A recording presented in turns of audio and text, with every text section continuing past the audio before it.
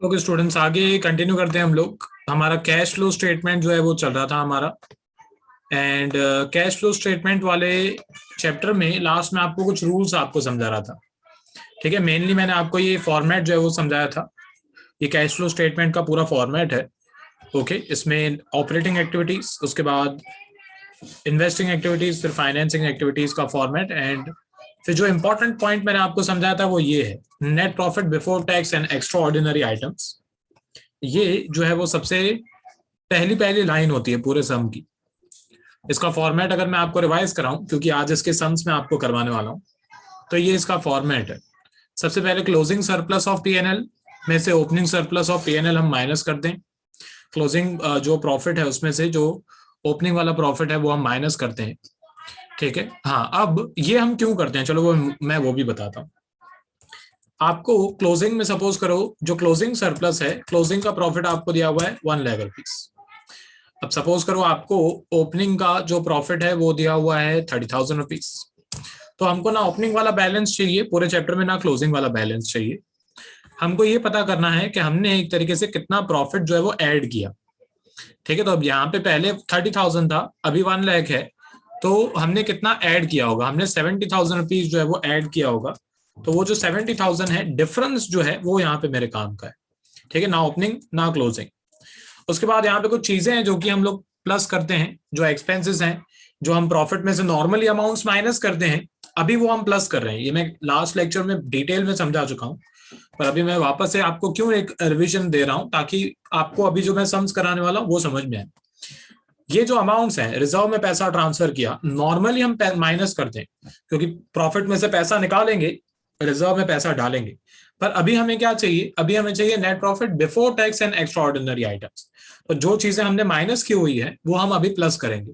Propose dividend last year का चाहिए, provision for tax current year का चाहिए। ये मैंने आपको याद करने के लिए बोला था, इसीलिए मैंने यहाँ पे हाईलाइट भी किया हुआ है। ओके, तो प्रपोज डिविडेंड जो है वो लास्ट ईयर का चाहिए, provision for tax current year का चाहिए, इंटरिम डिविडेंड जो हमने पे किया वो हमें चाहिए। उसके बाद ये कुछ 3 अमाउंट्स हैं, ये हैं एक्स्ट्रा ऑर्डिनरी आइटम्स। अब नॉर्मल लॉस जो होते हैं, प्रीलिमिनरी एक्सपेंसेस हैं, buy back of equity shares पे जो खर्चा होता है वो हम प्लस करते हैं। उसके बाद कुछ ऐसी अमाउंट्स है जो कि हम लोगों ने एक तरीके से माइंड प्लस की हुई होती है, जो प्रॉफिट्स वगैरह होते हैं वो हमने प्लस किए हुए होते हैं, पर अभी हम वो माइनस करते हैं। ठीक है, तो यहाँ पे हम माइनस करेंगे net profit before tax and extraordinary items. यहाँ पे हम माइनस करेंगे, ये मैं हटा देता हूँ, यहाँ पे हम माइनस करेंगे इंश्योरेंस क्लेम जो हमें मिला, एंड इनकम टैक्स रिफंड जो हमें मिला वो यहाँ से माइनस होगा। ये नॉर्मली इनकम्स है जो कि प्लस की हुई है, पर हम माइनस करेंगे अभी। उसके बाद आपका लास्ट में जो आंसर है, net profit before tax and extra ordinary item, वो यहाँ पे आ जाएगा। ठीक है, यहाँ पे मैं लिख देता हूँ, यहाँ पे मेरे को लिखना पड़ेगा net profit before tax and extra ordinary item. तो ये आपका यहाँ पे आंसर आएगा। चलो, उसके बाद अभी मैं एग्जांपल्स करवा देता हूँ। स्टार्ट करते हैं, कुछ एग्जांपल्स की प्रैक्टिस करते हैं। सबसे पहला एग्जांपल है एग्जांपल 15। अभी कुछ इसके बेसिस पे सम्स जो है वो मैं आपको कराऊंगा। ठीक है, ये सबसे पहला एग्जांपल है। यहाँ पे लिखा हुआ है, following the extract of balance sheet of KBC limited, equity and liability में आपको सरप्लस दिया हुआ है। ये जो 31,320 वाली अमाउंट्स है ये आपकी ओपनिंग बैलेंस है, जो 31,321 वाली अमाउंट्स है वो आपका क्लोजिंग बैलेंस है। उसके बाद यहाँ पे आपको डिविडेंड प्रपोज्ड दिया हुआ है, डिविडेंड पेएबल भी दिया हुआ है 30,000, या आउटस्टैंडिंग डिविडेंड है, ये हमारे कोई काम का नहीं है। इसको तो सबसे पहले मैं कट कर देता हूँ। ठीक है, ये जो अमाउंट है ये हमारे कोई काम के नहीं। नीचे यहाँ पे लिखा हुआ है dividend proposed for the years ended 31,320 and 21 were 3,00,000 and 3,50,000। Okay, तो यहाँ पे पिछले साल का जो प्रपोज डिविडेंड है वो है 3,00,000, एंड 21 का जो प्रपोज डिविडेंड है वो है 3,50,000 रुपीज। लिखा हुआ है prepare a note to show the net profit before tax and extraordinary items. तो एक फॉर्मेट मैंने यहाँ पे बना दिया है। तो सबसे पहले तो मैं यहाँ पे लिखूंगा, जो हमारा फॉर्मेट है यहाँ पे लिखूंगा क्लोजिंग सरप्लस ऑफ पीएनएल। मैं शॉर्ट फॉर्म में लिख रहा हूँ, आपको पूरा प्रॉफिट एंड लॉस लिखना है। अब जो क्लोजिंग सरप्लस है इसका, वो ये वाली अमाउंट है 8,00,000, जो क्लोजिंग बैलेंस है। ठीक है, 8,00,000 इसका क्लोजिंग बैलेंस है, वो मैं यहाँ पे लिखूंगा 8,00,000। उसके बाद मैं यहाँ पे लिखूंगा लेस यहाँ पे मैं लिखूंगा ओपनिंग सरप्लस ऑफ P&L। अब इसका जो क्लोजिंग बैलेंस है वो है 5 लाख, तो 5 लाख जो है वो यहाँ से माइनस होगा, तो आउटर कॉलम में जो है वो जाएगा 3 लाख। ये 3 लाख रुपीज जो है वो इसकी अमाउंट है। उसके बाद यहाँ पे हम ऐड करेंगे ये जो डिविडेंड, प्रपोज डिविडेंड दिया हुआ है, नॉर्मली हमारा एक्सपेंस है, माइनस किया हुआ होता है, पर अब हमें क्योंकि net profit before tax and extraordinary items चाहिए तो उल्टा करेंगे। तो यहाँ पे जो डिविडेंड प्रपोज्ड है, दो आपको अमाउंट दी हुई है। एक आपको 31,320 की अमाउंट दी हुई है, ये पिछले साल की अमाउंट है, ये आपको यहाँ पे दी हुई है 3 लाख। और एक आपको 31,321 की अमाउंट दी हुई है, ये इस साल की अमाउंट है 3,50,000। ठीक है, ये लास्ट ईयर की अमाउंट है और ये करंट ईयर की अमाउंट है।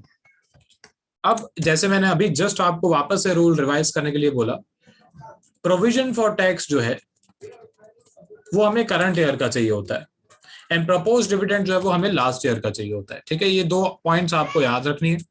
जो प्रोविजन फॉर टैक्स है वो करंट ईयर का चाहिए, जो प्रपोज डिविडेंड है वो लास्ट ईयर का चाहिए। तो यहाँ पे जो प्रपोज डिविडेंड आपको दिया हुआ है 3 लाख रुपीज, ये लास्ट ईयर का है, ये हमें चाहिए, तो यहाँ पे ये ऐड होगा। ठीक है, यहाँ पे मैं लिखूंगा propose dividend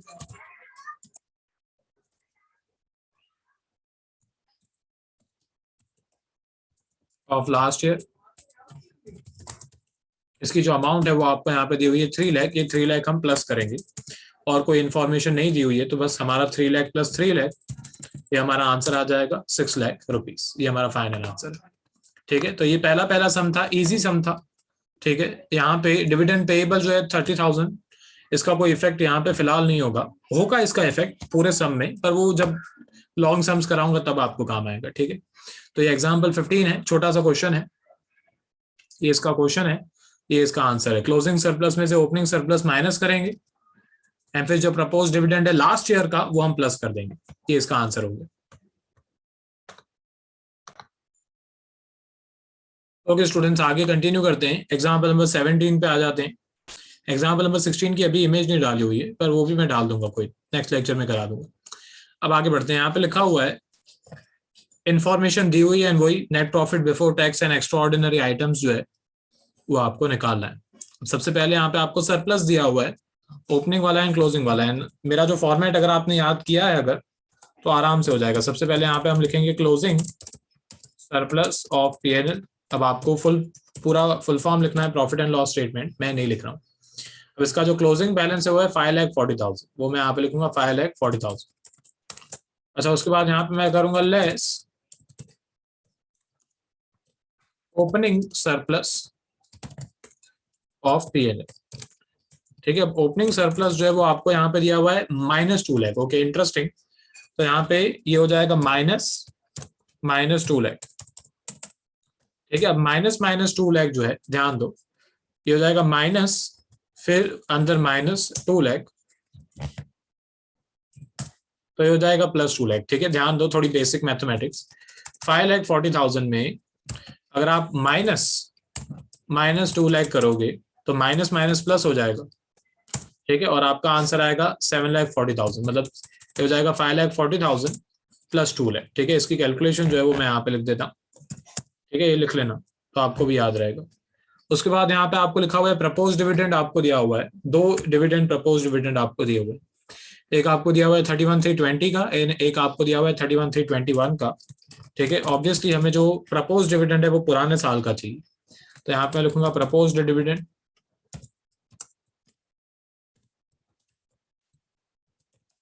of last year. इसकी जो अमाउंट है propose dividend of last year की है 2,10,000, ये 2,10,000 जो है वो ऐड होगा। इसके बाद आपको दिया हुआ है transfer to workman compensation reserve, जिस भी रिजर्व में पैसा ट्रांसफर करें वो यहाँ पे हम ऐड ही करते हैं। यहाँ पे लिखूंगा transfer to WACF workman accident compensation reserve. यहाँ पे इसकी जो अमाउंट है वो आपको दी हुई है 1,50,000, ये भी यहाँ पे प्लस होगी। इसके बाद आपको दिया हुआ है provision for tax made during current year. ठीक है, जो प्रोविजन फॉर टैक्स है वो करंट ईयर वाला ही चाहिए, प्रीवियस ईयर वाला नहीं चाहिए। ठीक है, तो यहाँ पे मैं लिखूंगा provision for tax current year वाली ही अमाउंट चाहिए। ठीक है, लास्ट ईयर वाली अमाउंट चाहिए भी नहीं। तो 2,30,000 है, ये भी हम प्लस करेंगे, तो ये हो जाएगा 2,10,000 + 1,50,000। प्लस 2,30,000, तो इसका जो आंसर है वो आ रहा है 5,90,000। हाँ, अब ये 7,40,000 प्लस 5,90,000 को हम प्लस कर देंगे, तो जिसकी अमाउंट है वो आ रही है 13,30,000 रुपीज। है इजी अगर आपको फॉर्मेट याद है, बहुत हार्ड है अगर आपको फॉर्मेट एंड रूल्स याद नहीं है। इसका क्वेश्चन है, ये इसका आंसर है। ये इंपॉर्टेंट है, बहुत सारे स्टूडेंट्स कंफ्यूज हो जाते हैं। यहाँ पे आपको ओपनिंग लॉस दिया हुआ था, ठीक है, ओपनिंग लॉस दिया हुआ था, ध्यान दो। आपको क्लोजिंग बैलेंस दिया हुआ था 5,40,000, ठीक है, एंड ओपनिंग में आपको लॉस दिया हुआ था -2,00,000। यहाँ पे मैं लिखूंगा -2,00,000, ये ओपनिंग वाला था, एंड आपको क्लोजिंग में दिया हुआ था 5,40,000। अब जैसे मैंने वापस से रूल्स में समझाया था, मैं अभी वापस से समझाऊंगा। ना हमें क्लोजिंग वाला बैलेंस चाहिए, ना हमें ओपनिंग वाला बैलेंस चाहिए, हमें जो डिफरेंस है वो चाहिए, ठीक है। मतलब हमने -2,00,000 में क्या प्लस किया होगा, तो 5,40,000 जो है वो आया होगा, ठीक है। तो वो कैसे पता चलेगा, 5,40,000 में -2,00,000 करेंगे तो हमारा आंसर आएगा 7,40,000। मतलब -2,00,000 में 7,40,000 प्लस किया होगा तो 5,40,000 जो है वो आया होगा। तो ये 7,40,000 मेरे काम का है, ना -2,00,000 मेरे काम का है, ना 5,40,000 मेरे काम का है, ठीक है। हाँ, अभी ये इसका आंसर है। आगे बढ़ते हैं इसके बाद दूसरे सम पे।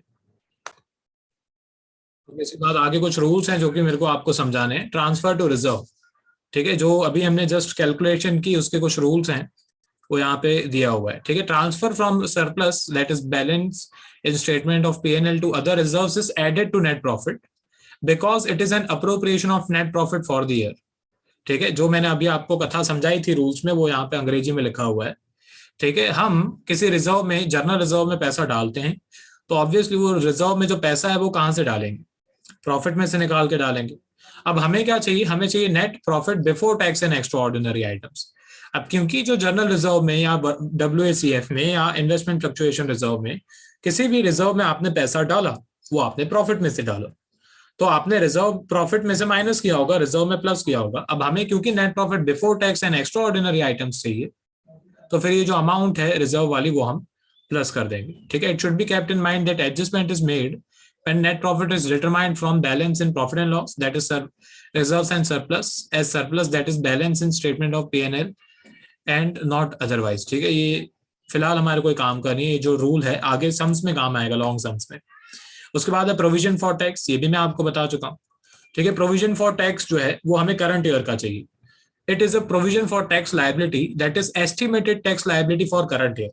अब प्रोविजन फॉर टैक्स में सिंपल फंडा ये होता है, जो प्रोविजन हम,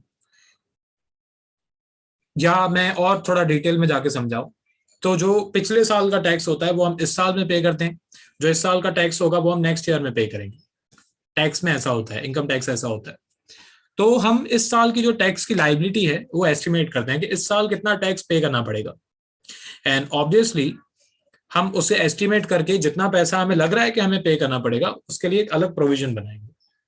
अभी जो प्रोविजन है, ये जो इसमें पैसा हम डालेंगे, एक जो गुल्लक है जिसमें हम पैसा जमा कर रहे हैं टैक्स भरने के लिए, ये कहाँ से पैसा जमा करेंगे, ऑब्वियसली प्रॉफिट में से जमा करेंगे, प्रॉफिट में से पैसा निकालेंगे, ये प्रोविजन फॉर टैक्स की गुल्लक में हम पैसा डाल देंगे। ऑब्वियसली प्रॉफिट में से माइनस किया, प्रोविजन फॉर टैक्स में प्लस किया।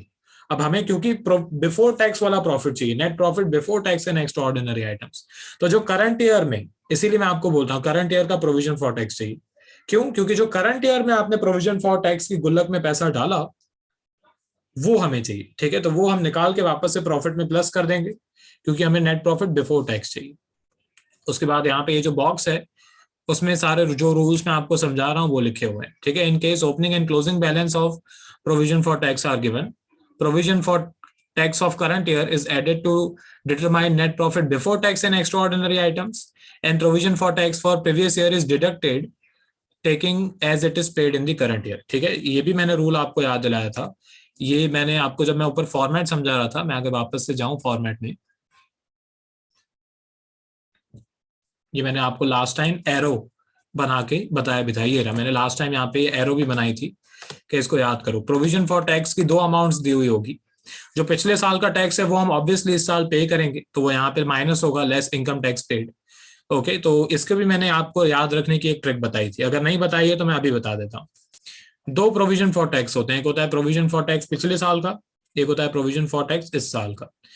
इस साल का जो प्रोविजन फॉर टैक्स है वो वर्किंग नोट में जाएगा, और जो पिछले साल का प्रोविजन फॉर टैक्स है वो हमारे फॉर्मेट में जाएगा। ऐसे याद करो, करंट ईयर का टैक्स वर्किंग नोट में एंड पिछले साल का टैक्स फॉर्मेट में। मैंने ऐसे याद किया था। अभी ऑब्वियसली कोई रूल नहीं है, एकदम नॉनसेंस ट्रिक है, ठीक है, पर याद रहता है। ठीक है, मैं जब 12th में था पर्सनली मैं ऐसे याद करता था। जो हमारा अब इसका मीनिंग ये है कि जो पिछले साल का प्रोविजन होगा ऑब्वियसली वो पिछले साल का प्रोविजन हम पे करेंगे, तो भाई वो यहाँ से माइनस करेंगे क्योंकि पे कर रहे हैं। एंड जो करंट ईयर का टैक्स है वो हम प्लस करेंगे क्योंकि हमें नेट प्रॉफिट बिफोर टैक्स चाहिए। ठीक है, तो ये इसके रूल हैं, ये ट्रिक है। आगे बढ़ते हैं। अभी जो कॉन्सेप्ट है मैंने सोचा कि टेक्स्ट बुक में दिया हुआ है तो मैं वापस से एक बार समझा दूं। अब एग्जाम्पल 18 पे आ जाते हैं। थोड़ी इमेज को मैं बड़ी कर देता हूँ, फॉर्मेट ऊपर से कॉपी कर लेते हैं।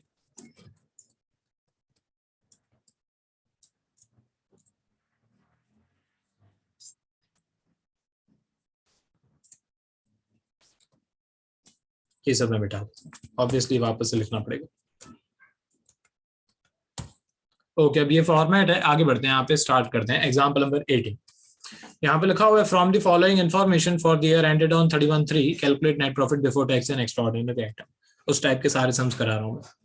सबसे पहले यहाँ पे आपको सरप्लस दिया हुआ है। अब वही फॉर्मेट सेम रहेगा। अगर आपको याद है फॉर्मेट रूल्स समझ गए आप तो ये सबसे इजी टॉपिक है। नहीं रूल समझे हैं, नहीं रिवाइज किए हैं अगर, तो फिर ये सबसे टिपिकल टॉपिक है। तो जितने हो सके रूल्स रिवाइज करो। यहाँ पे मैं लिखूंगा क्लोजिंग बैलेंस ऑफ पीएनएल या क्लोजिंग सरप्लस ऑफ पीएनएल। इसकी जो अमाउंट है वो आपको यहाँ पे दी हुई है 6,72,000। एंड उसमें से जो मैं माइनस करूंगा यहाँ पे मैं लिखूंगा लेस ओपनिंग बैलेंस या ओपनिंग सरप्लस ऑफ पीएनएल। की जो अमाउंट है ये आपको दी हुई है 2 लाख, तो यहाँ से 2 लाख जो है माइनस होगा। हाँ, यहाँ पे ये हो जाएगा 6,72,000 माइनस 2 लाख, तो ये हो जाएगा 4,72,000। इसके नीचे आपको दिया हुआ है transfer to debenture redemption reserve. Reserve में पैसा ट्रांसफर करेंगे किसी भी रिजर्व में तो हम ऐड करेंगे। यहाँ पे लिखूंगा transfer to debenture redemption reserve. ठीक है, मैं शॉर्ट फॉर्म लिख रहा हूँ, आपको फुल फॉर्म लिखना है। ये 2 लाख जो है वो यहाँ पे ऐड होगा। इसके बाद आपको दिया हुआ है propose dividend of previous year वाला ही चाहिए। यहाँ पे मैं लिखूंगा प्रपोज डिविडेंड।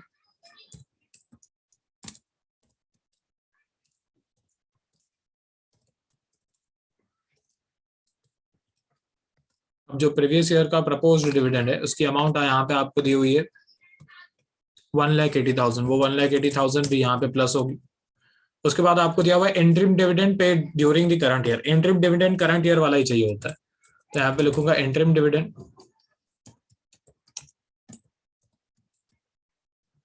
करंट ईयर वाला इंटरिम डिविडेंड। ओके, ये करंट ईयर का इंटरिम डिविडेंड आपको दिया हुआ है 1,44,1,44 यहाँ पे होगा प्लस। फिर आपको दिया हुआ है provision for tax made during current year. ये भी हमें करंट ईयर का ही प्रोविजन चाहिए, यहाँ पे लिखूंगा provision for tax current year वाला ही चाहिए। जस्ट अभी मैं वापस से रूल्स आपको समझा रहा था। ठीक है, इसकी जो अमाउंट है वो यहाँ पे दी हुई है 2 लाख रुपीज, तो 2 लाख रुपीज जो है वो भी यहाँ पे प्लस होगा। उसके बाद यहाँ पे दिया हुआ इनकम टैक्स पेड। अब जितना इनकम टैक्स पे किया है वो यहाँ पे आपको दिया हुआ है 2,16,000। पर ये 2,16,000 यहाँ पे उसका कुछ भी नहीं करेंगे। जो रिफंड है ऑब्वियसली वो हमारे काम का है। अगर रिफंड दिया हुआ होता तो मैं माइनस कर देता, पर जो इनकम टैक्स पेड है वो हमारा यहाँ पे नहीं जाएगा। ठीक है, ये 2,16,000 जाएगा कैश फ्लो स्टेटमेंट के फॉर्मेट में।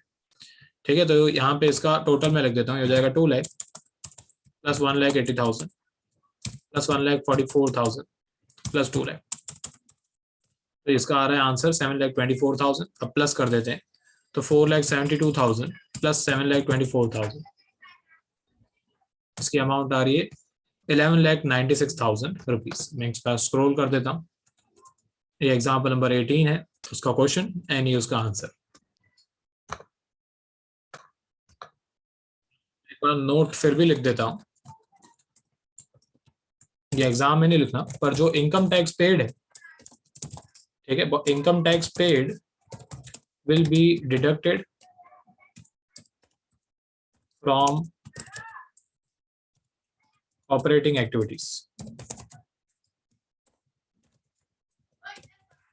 ठीक है, इनकम टैक्स रिफंड अगर दिया हुआ होता तो वो मैं यहाँ से माइनस कर देता, क्योंकि वो इनकम है। नॉर्मली प्लस करते हैं पर अभी माइनस करेंगे। पर इनकम टैक्स पेड दिया हुआ है तो वो यहाँ पे उसका कोई काम नहीं। ठीक है, एग्जाम्पल 18 हो गया।